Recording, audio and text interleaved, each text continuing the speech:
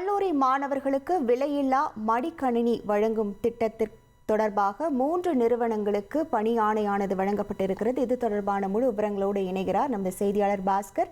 வணக்கம் பாஸ்கர், எந்தெந்த நிறுவனங்களுக்கு வழங்கப்பட்டிருக்கின்றன முழு விவரங்கள்? HP, டெல் 3 நிறுவனங்கள் பன்னாட்டு நிறுவனங்கள். இந்த நிறுவனங்கள் தான் கல்லூரி மாணவர்களுக்கான இலவச லேப்டாப்களை வழங்க உள்ளது. அந்த நிறுவனங்கள் தேர்வு செய்யப்பட்டிருக்கிறது. டெண்டர் இறுதி செய்யப்பட்டு தமிழக முதலமைச்சர் தொழில்நுட்பம் மற்றும் அந்த டிசைன் வடிவமைப்பு எல்லாம் முதலமைச்சர் முன்னிலையில் இறுதி செய்யப்பட்டிருக்கிறது.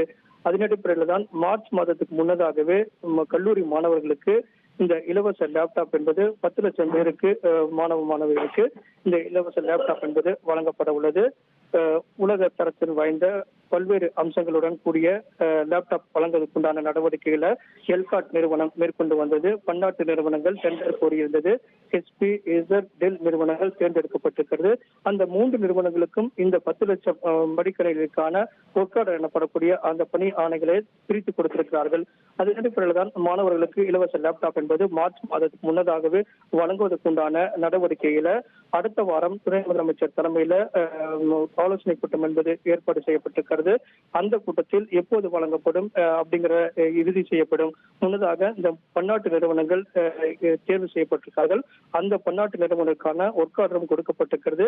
பணிகள் தீவிரம் எடுக்கப்பட்டிருக்கிறது. அந்த வகையில தேர்வு செய்யப்பட்ட இந்த 3 நிறுவனங்களும் மூலமாகவே அந்த நேரடியாக நிறுவனத்தின் மூலமாகவே லேப்டாப் கொள்முதல் செய்யப்பட்டு மாணவர்களுக்கு கல்லூரி மாணவர்களுக்கு மார்ச் மாதத்துக்கு முன்னதாகவே வழங்குவதற்குண்டான ஏற்பாடுகள் தற்போது தயார் நிலையில் உள்ளது.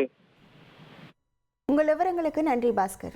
உங்கள் தந்திவன் தொலைக்காட்சியில் கணபதியே வருவாய் தினமும் காலை 7 மணிக்கு காண தவறாதீர்கள்.